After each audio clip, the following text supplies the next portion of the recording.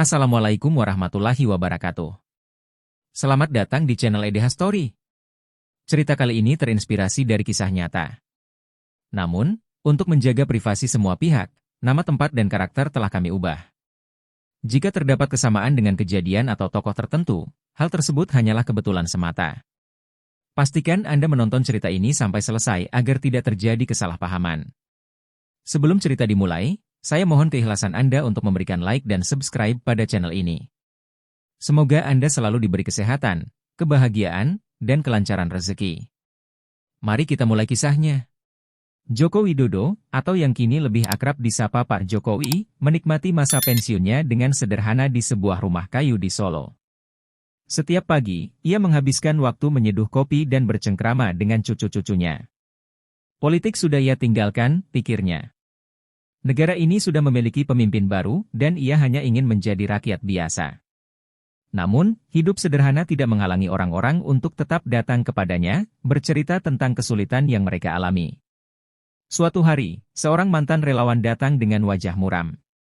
Ia membawa kabar dari Jakarta, dari Pasar Senen yang dulu menjadi pusat perdagangan rakyat kecil. Pedagang di sana semakin sulit, Pak.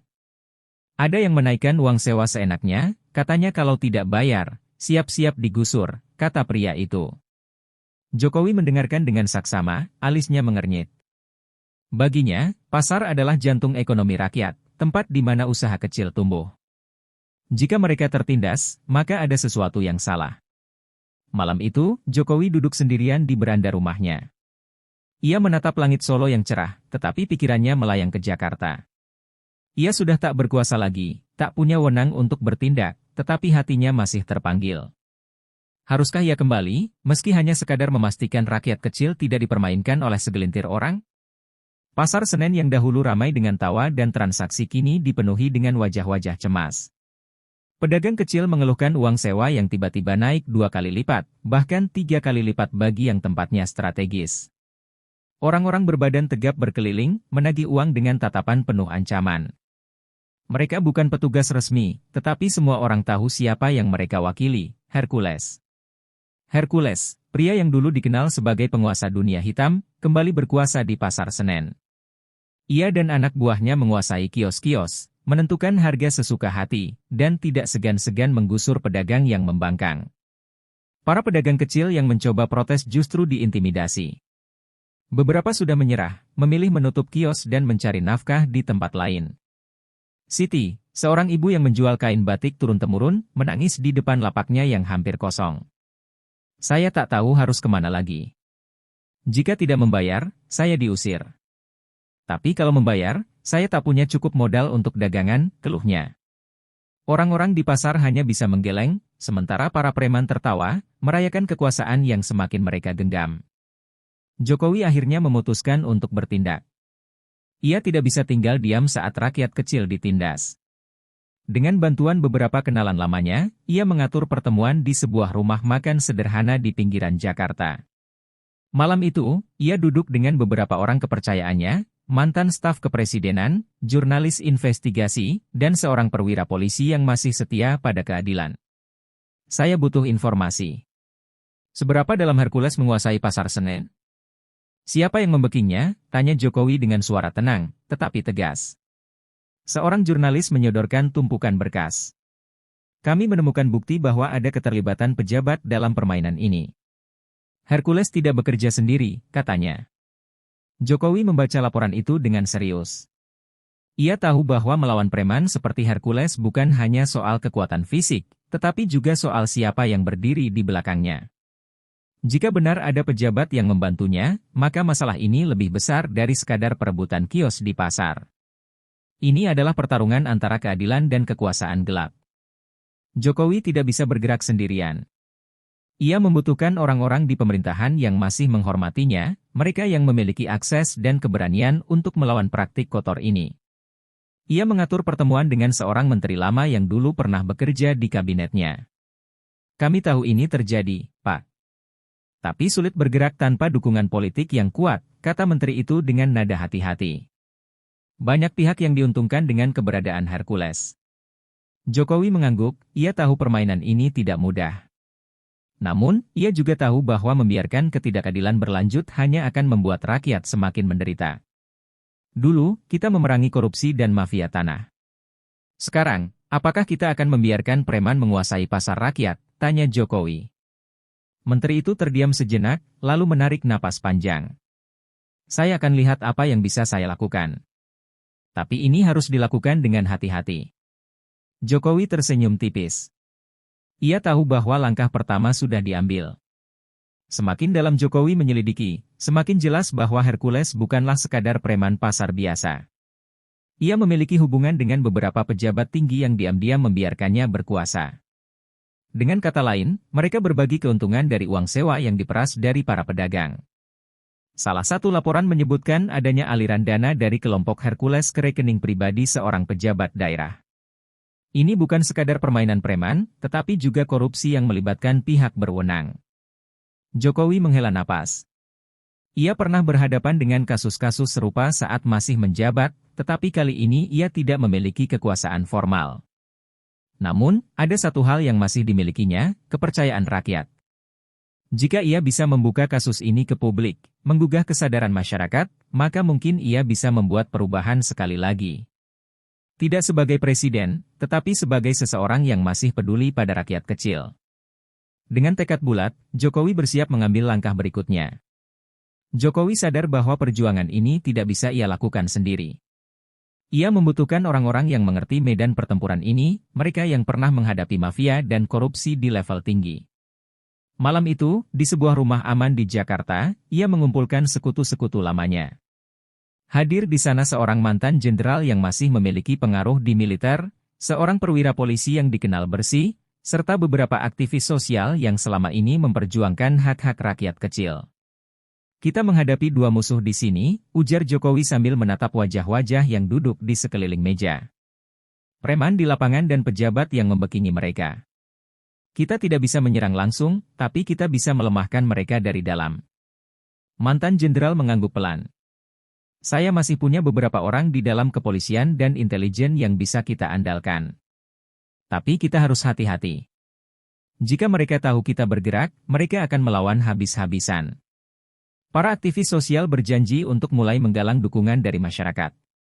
Mereka akan mengungkap bukti ketidakadilan di Pasar Senen melalui media, menggiring opini publik agar pemerintah tidak bisa lagi menutup mata.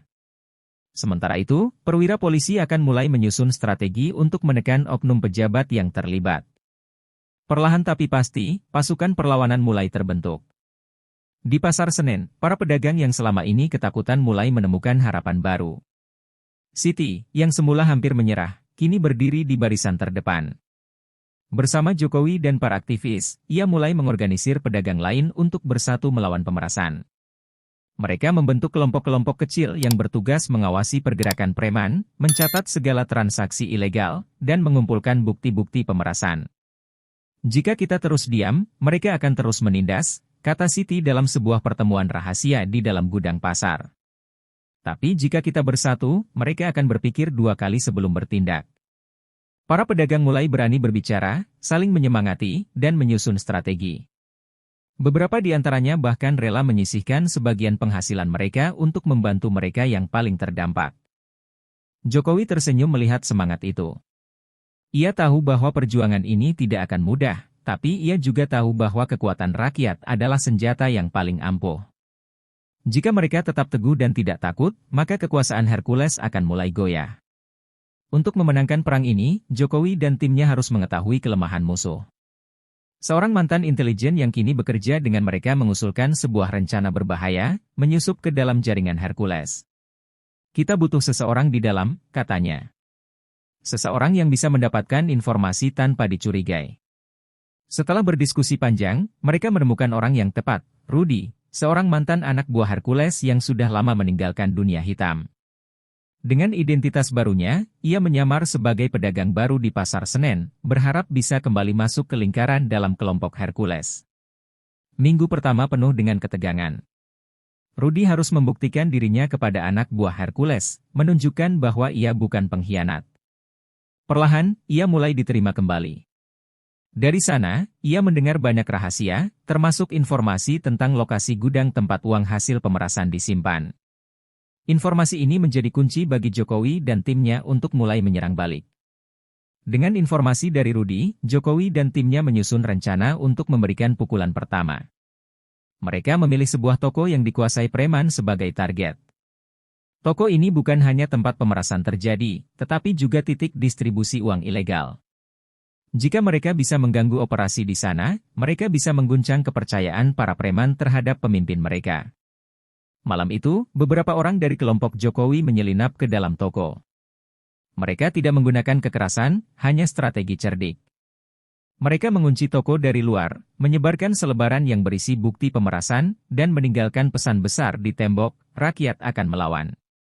Ketika pagi tiba, para preman dibuat bingung. Hercules murka.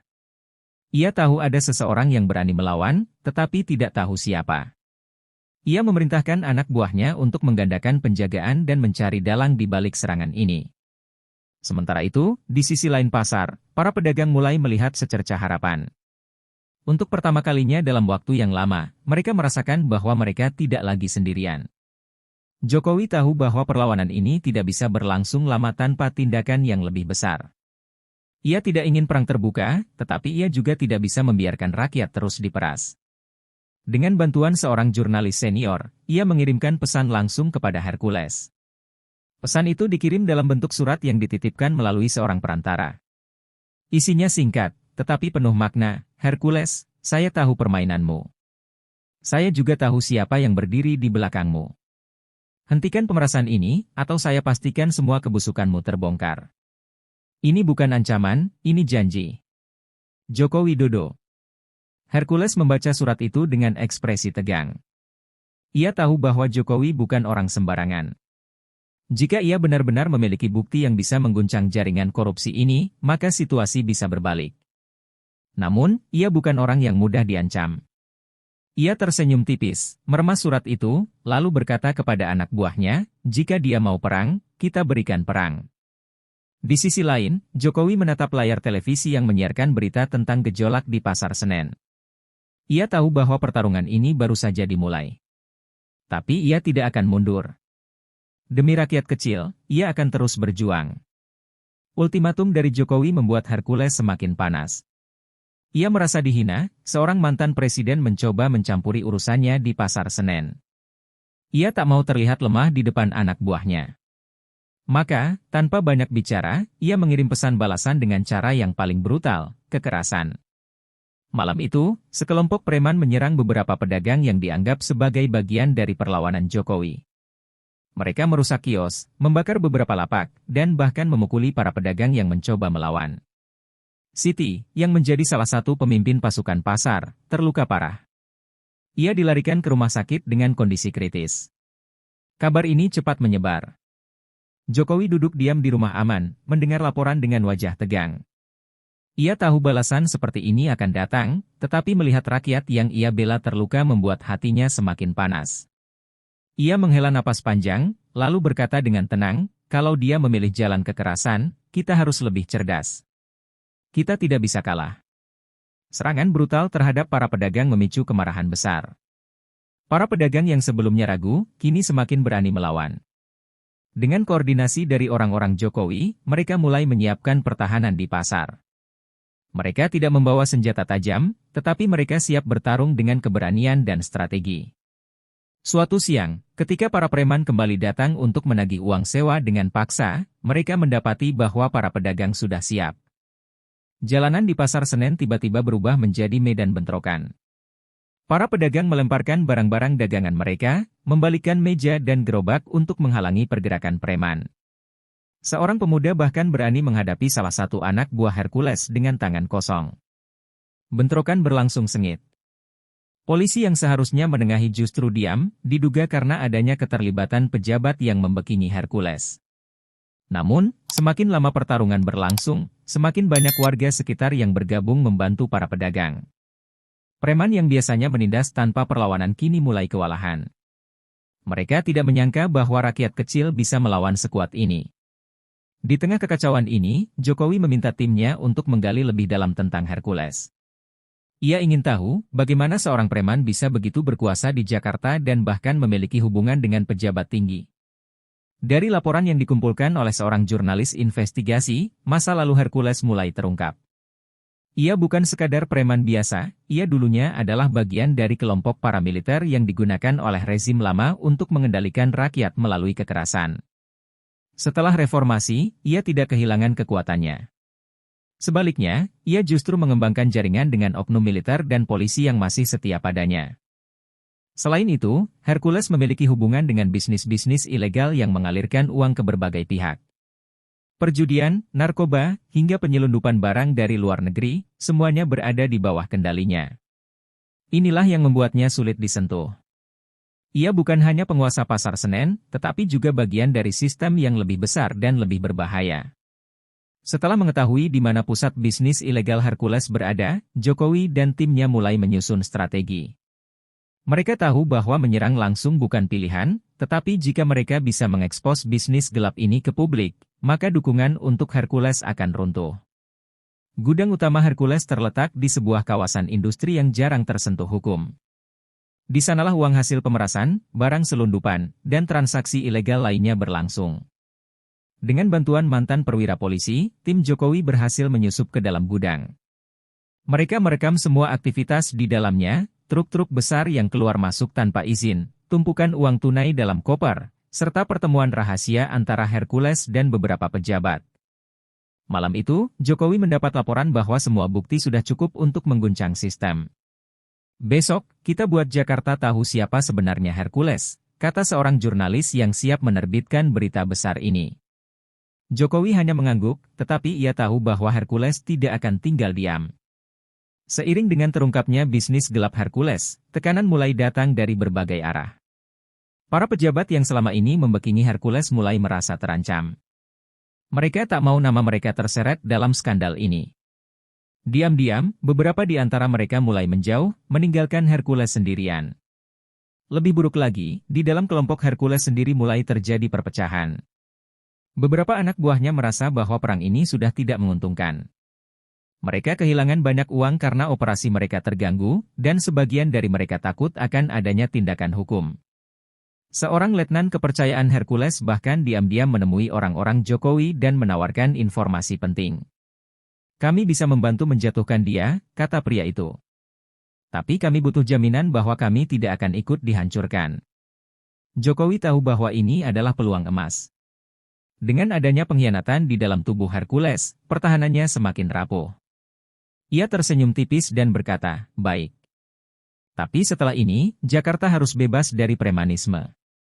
Perlawanan belum berakhir, tetapi untuk pertama kalinya, kekuasaan Hercules mulai runtuh dari dalam. Dan Jokowi tahu, sebentar lagi pukulan terakhir harus diberikan. Jakarta berbisik. Kabar bahwa Jokowi menantang Hercules dalam duel terbuka menyebar dengan cepat. Tidak ada yang menyangka mantan presiden akan mengambil langkah seberani ini. Namun, bagi Jokowi, ini bukan sekadar duel fisik. Ini adalah simbol, pertarungan antara keadilan dan ketakutan yang telah lama menghantui rakyat kecil. Di salah satu sudut pasar Senen yang telah porak-poranda akibat bentrokan sebelumnya, Jokowi berdiri di bawah cahaya lampu jalan yang redup. Para pedagang, warga, dan bahkan beberapa preman yang mulai goyah berkumpul mengelilingi area itu. Hercules datang dengan langkah berat, didampingi beberapa anak buahnya yang masih setia. Matanya penuh amarah. "Aku tidak peduli siapa kau dulu. Ini wilayahku," geram Hercules. Jokowi menatapnya dengan tenang. "Bukan lagi," jawabnya singkat. Tanpa banyak basa-basi, tantangan itu diterima. Tak ada polisi, tak ada senjata, hanya dua pria yang mewakili dua dunia yang bertarung untuk masa depan pasar Senen. Duel dimulai. Hercules, dengan tubuhnya yang besar dan penuh pengalaman bertarung di jalanan, menyerang lebih dulu. Tinju kerasnya melayang ke arah Jokowi, tetapi mantan presiden itu menghindar dengan gesit. Ia mungkin tidak sekuat Hercules, tetapi ia memiliki ketenangan dan strategi.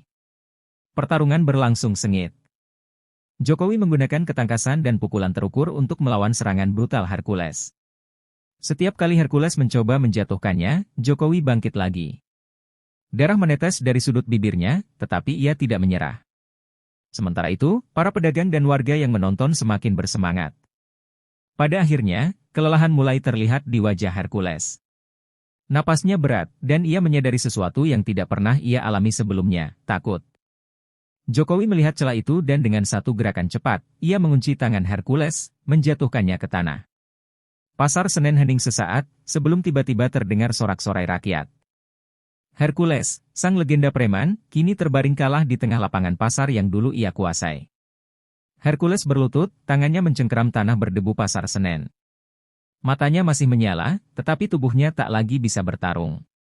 Ia menatap Jokowi, bukan dengan kebencian, melainkan dengan sesuatu yang lebih dalam, kesadaran bahwa kekuasaannya telah runtuh.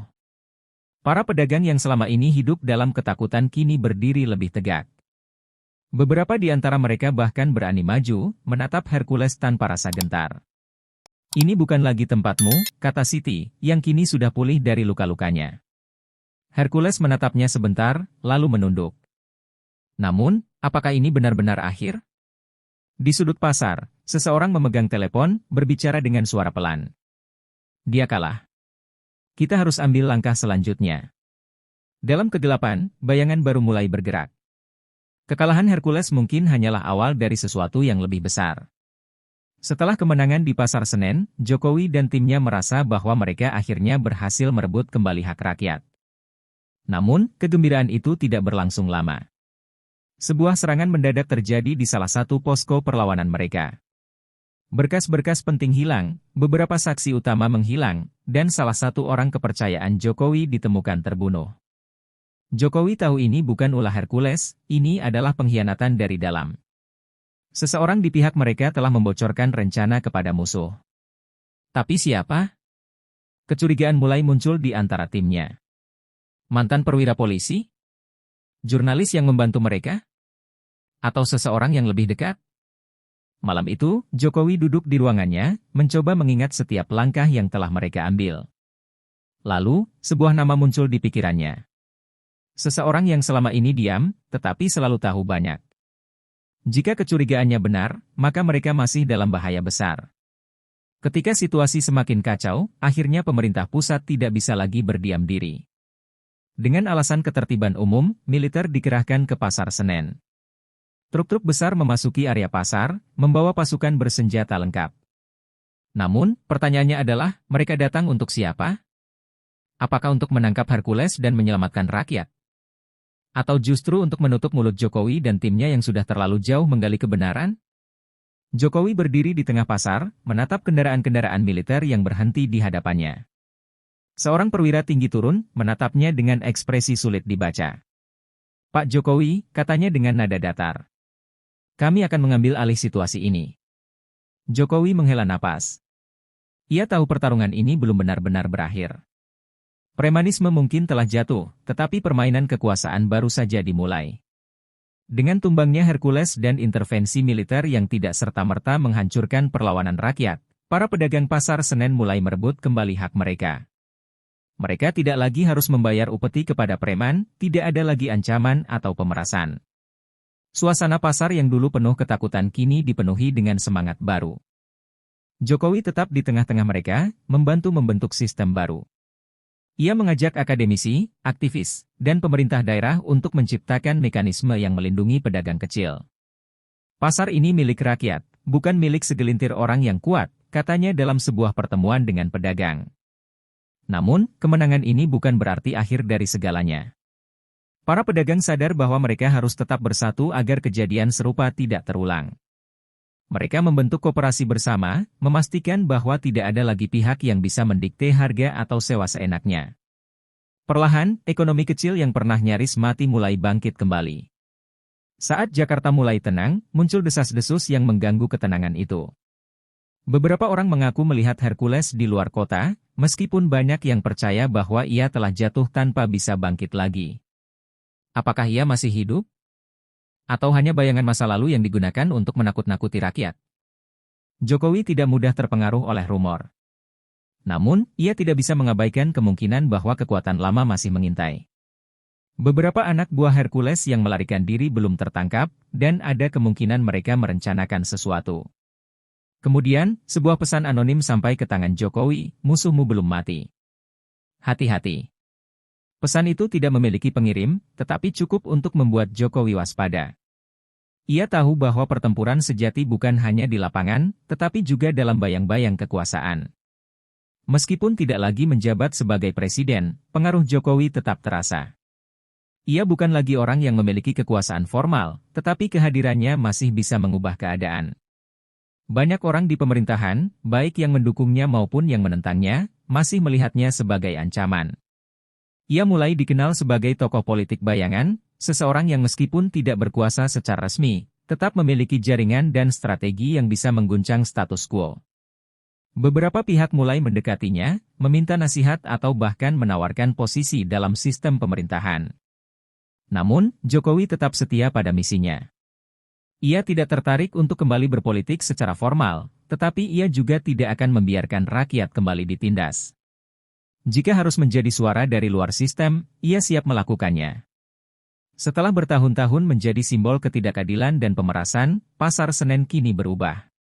Dengan bantuan berbagai pihak, pasar ini direvitalisasi menjadi lebih modern, tetapi tetap mempertahankan jati dirinya sebagai tempat bagi rakyat kecil mencari nafkah. Siti dan para pedagang lainnya kini memiliki suara dalam pengelolaan pasar. Tidak ada lagi kekuatan gelap yang mengatur dari balik layar. Pemerintah daerah, yang sebelumnya lepas tangan, kini lebih aktif dalam menjaga agar sistem baru ini tetap berjalan dengan baik. Pada suatu sore, Jokowi berjalan di tengah pasar yang kini penuh warna. Ia melihat para pedagang tersenyum, anak-anak berlari di antara kios-kios tanpa rasa takut. Ia tahu bahwa ini bukan hanya kemenangan pribadi, tetapi kemenangan rakyat. Dengan pasar Senen yang kini bebas dan rakyat yang lebih berdaya, Jokowi akhirnya bisa berpikir tentang kehidupan yang lebih tenang. Ia kembali ke rumah sederhananya, menikmati waktu bersama keluarga dan jauh dari hiruk-pikuk politik. Namun, sejarah menunjukkan bahwa seorang reformis sejati jarang bisa benar-benar pensiun. Suatu hari, seorang tamu tak terduga datang ke rumahnya dengan membawa kabar tentang ancaman baru.